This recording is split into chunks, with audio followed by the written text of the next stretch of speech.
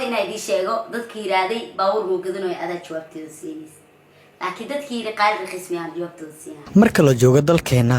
waxaa badan doodaha laga abuuro baraha bulshada iyo lamaanaha iscalmaday sidee ay ku dhacday in dood badan laga keeno meherka qoyskan qiimaha badan qaliladan miyaa raqiis ah mise Raaga Cabdi ayaa gaari iibsaday waxaan horta inay idin sheego dadkii yiraaday baawur uu gadanayo adaa jawaabteeda siinaysa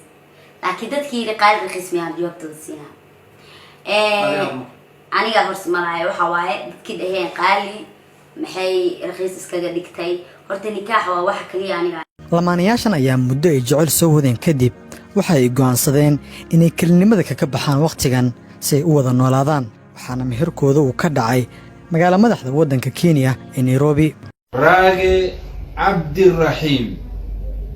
waxaan ku guurinayaa qaali Ahmed Cabdi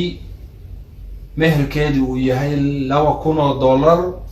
yeelkeeda dood badan ayaa ka dhalatay qarashka meherka oo dad badan ay siyaabo kala duwan uga hadleen waxaana halhayska in laga jawaabo mudan uu noqday qaliladan oo ah fanaanad caan miyaa raqiis ah mise Raaga Cabdi ayaa gaari iibsaday waxaan horta inay idin sheego dadkii yiraaday baawur uu gadanayo adaa jawaabteeda siinaysa laakiin dadkii yiri qaali raqiis miyaan jawaabteeda siinaa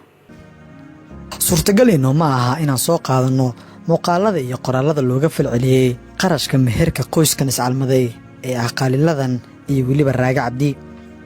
meherka doodo badan dhaliyay qaliladan ayaa waxa uu ku kacay lacag cadadkeedu uu gaarayo $2,000 Mareykanka ah waxaana ay dhalinyarada u kala safteen labada lamaane iyadoo aysan jirin dood ka dhex jirta qoyskan bilowga ah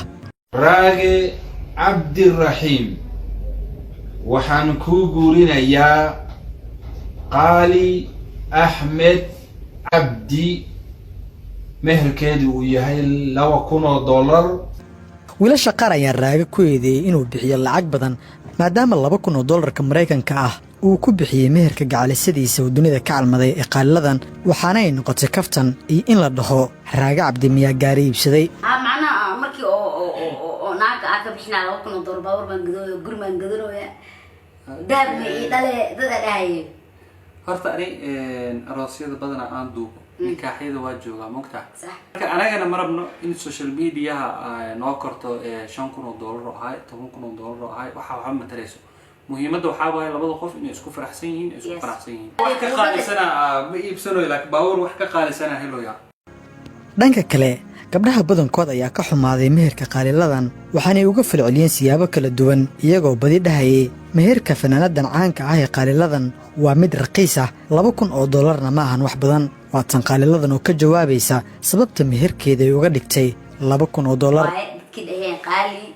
maxay raqiis iskaga dhigtay horta nikaax waa wax kaliya aniga aan joyce u leeyahay oo aan qof kala tashanaynin ha noqoto asaga laftirkiisa ha noqoto family asagoo laga tashanayay family ha noqoto family waa wax kaliya aniga aan xaq u leeyahay oo xaqayga ah waxaan rabana waa sheega karaa mid kale su'aasha marka waxa waa jawaabta aan siinaayo dadka dhaheen qaali waa raqiis ayaa lagu nikaaxsaday ama meherkeedu u ahaa aniga nin aan jeclaan guursaday ee ma aanan guursan lacag taas waa ina ogaatiin jawaabtiinuna waa intaas yeelkeeda mar walba lama waayo guuxa faraha badan oo aan loo baahnayn haddii uu dhismo qoys magac dheer ku leh bulshada dhexdeeda sidoo kale waxaa la xasuustaa in guurarka qaar ay dadka caanka ka ah bulshada dhexdeeda sidaan camal loo buunbuuniyey